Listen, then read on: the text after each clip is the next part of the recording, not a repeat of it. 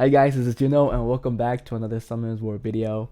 Today we're going to talk about RTA, especially with a unit that I pulled recently, and that is the Douglas. I know a lot of people think that he's really strong and a lot of people are having a hard time dealing with him. To be honest, as soon as I pulled him and as soon as I started using him in the right situations, he is a lifesaver. He does so much. He's really strong. So today I'm going to show you guys some of the games where I pulled the Douglas out and it worked really well, either when he gets through or either to use him as a force span. So hope you guys enjoyed today's video. If you guys did, please smash that like button, make it blue, and let's get right in.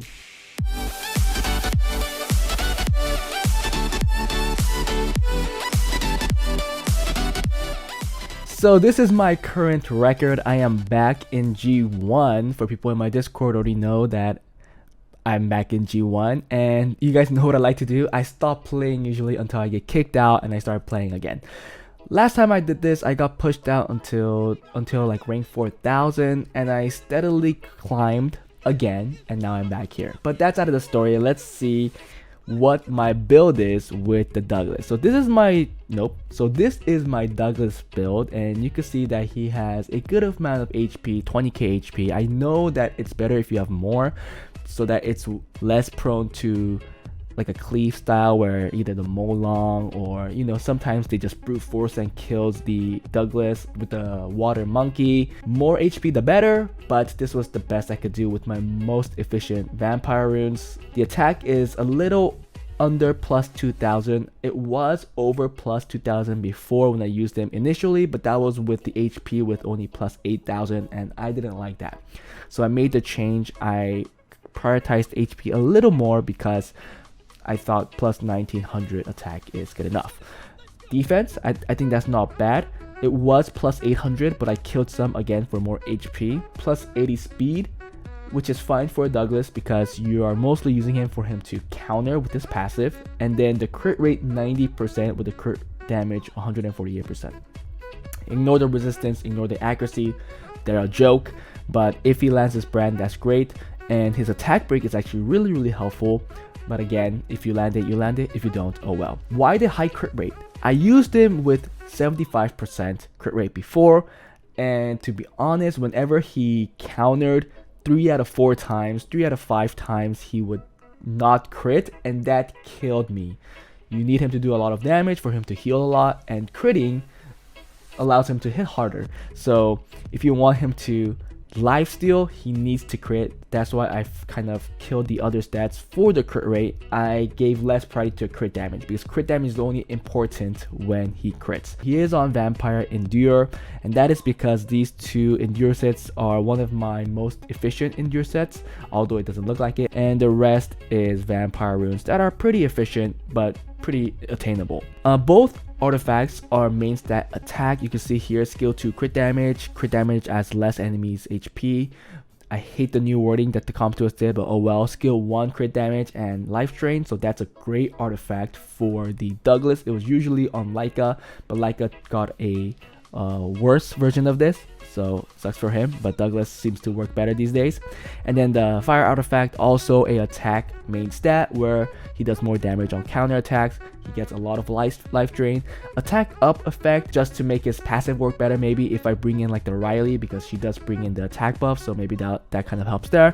And crit damage has more enemy HP, max 7%. Again, I hate the wording of it, and this rune overall is not good as this rune, I think, but this does bring more life drain. So, but enough talk, let me show you guys some of the battles that actually brought me back into G1. So I like to bring out the Douglas when they don't have a whole lot of damage, plus the CHUNGPEONG. CHUNGPEONG screams Douglas for me, so you can see right here that I pulled out the Douglas, and then I pull out the Leo here to counter the Savannah. He did ban out the Douglas, and that's great because the Leo goes through, making his Savannah not do much damage, right? But overall, I still think that the other team has an advantage. I just have to hope for my sustain to be enough to take all the damages, to take all the debuffs, and just allow my Diana to take a turn, which shouldn't be too hard because I do have a Leo. Due to the Leo, everybody has the same attack speed. Everyone has the same speed, so there's a very good chance my Diana takes a turn, which allows me to win the game. And you can see that he is targeting my Leo, which will eventually give my Diana a turn due to her passive. So here I go, I start moving, and then he just leaves because he knows that as soon as I start moving, it's over. The Chungpyeong will die first, then probably the water monkey, and then the savannah. Another good game I brought the Douglas out is against Cleaves, and as soon as I saw the Wooyoung, it screamed Cleave for me, and as soon as I saw the Chungpyeong, it was Verd and Douglas time. And the Verd kind of makes it a force ban, but no, he took out the Nigong because it's a Cleave. He didn't want the people coming back to life. He probably thought that I was going to ban the Nana, but I didn't care if they're coming back to life. I just knew that I had so much more damage than he did. I wanted to stun on this guy. I think he should have went for my Verd or my Douglas, but he didn't do that. He's gonna try and go for my Douglas now. He loses a life here. He's gonna regain this life from that. But I still think I'm in a good spot because I am kind of confident I'll be able to kill that ninja right there, which I did, and then the Chungpyeong will just kill itself like it did right there. And to me, this looked pretty good already. He has simple solutions and goes for my Douglas because he knows that he has to kill that to win, but he failed. So you can see that I always pick up the Wusa, and you guys all know why. See the Chungpyeong, but I didn't pull out the Douglas right away because I didn't know his third and fourth pick. But here I pull him out. He's gonna ban my Verd. Yes, I banned the Nephthys so that he doesn't get any debuffs and attack braves and glancing on my Douglas. Tries to go for my Douglas, and I believe he does kill my Douglas pretty quickly here, but my Douglas does enough for me to win this game.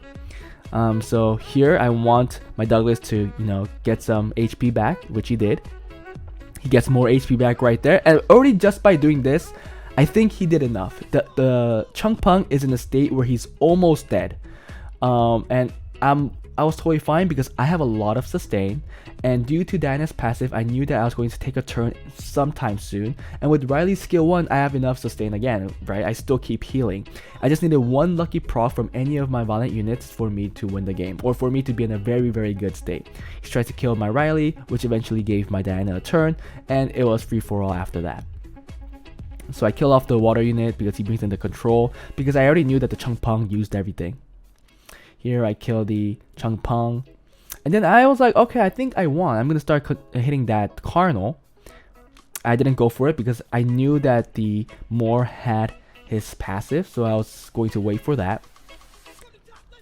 Here another good spot. Here I take out the passive, and I just need one more turn for me to kill that Moor.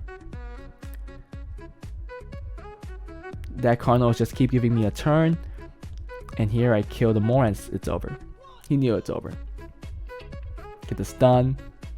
Yep, there's no way he could win, so he leaves right there. So this was a game against a G1 player when I was C3, like at the border of C3.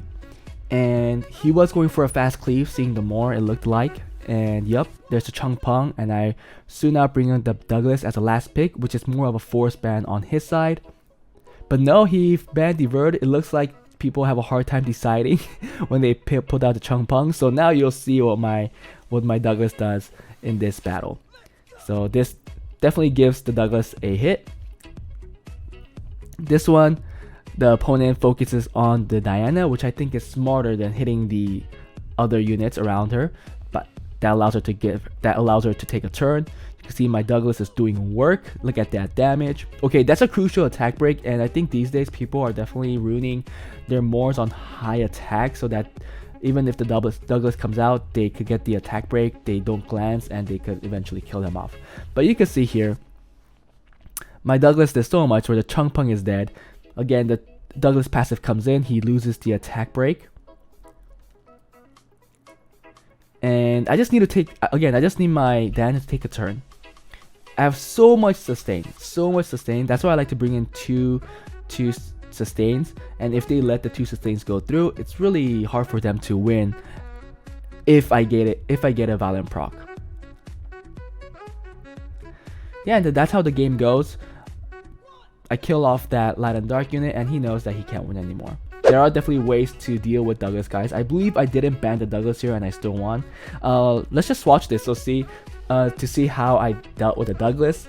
up to now, as playing more games, I noticed that when people bring out the Antares, and if there's no other threat like the Douglas, I just ban the Antares and I let the Diana go free for all. Because right now in their team, there's nothing to block the Diana other than the Douglas if he ever gets a chance to kill him. But you could see that if my Diana takes a turn, there's really nothing stopping her from continuously to cycle her turns. And I think in the end, it was just the Douglas left, and I did have to think a little how I was going to deal with him because his passive was still kicking him all the time. Really buff, really strong passive. But you can see my Diana is going. He has 3 water units, and it's a Diana show for sure. There you go. The Molong is dead. I still have my strip from my Praha, so I wasn't scared of anything. And I was hoping that my Praha was going to be able to just even 1v1 against the Douglas if the game is prolonged enough, because you know your HP gets lower and your attack power gets higher. And she had like 90 something crit rate, so I was hoping that I did have a chance, but thankfully I didn't have to get to that point. And if you watch the game, you will see my Praha actually glancing against the Douglas still. So that meant that Douglas had really high attack, and my Praha just doesn't have enough attack, even with the attack buff. But again, my Diana is just keep going. The yellow horse, if you guys watched my previous video, the yellow horse is nuts. It's crazy good. So in a team like this, I think you should have the horse. I think it was a mistake for me to go for the Douglas there with the Praha, but I did get to see that his attack is still much higher than my Praha, even with the attack buff. Now this is where it got scary, but I still had a lot of sustain. And you'll see that I do have attack buff. See, we glanced there. We got the attack buff there, but we glanced right there too. Put the shield so he doesn't heal, but he's gonna kill my monkey. That branding is really strong, guys. Okay, really strong. I still glance right there. So I was hoping for my monkey to survive one more turn, but that didn't happen. Look at that. And then I just took a chance. Right here, I just took a chance, and I was like, okay, let's go. Attack buff Diana. We have to do this. No. I mean, we have to do this, and then we won. sorry that I locked the stream. Brought him out once. We won this.